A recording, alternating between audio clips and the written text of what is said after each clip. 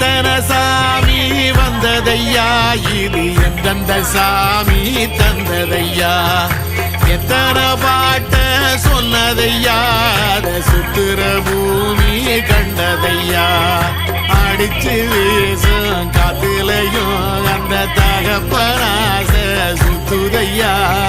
பிடிச்சு பூக்கும் விதையிலும் ஒரு வம்சத்து கதையே உள்ளதையா 100 தலைமுறை சேர்ந்து செதுக்கின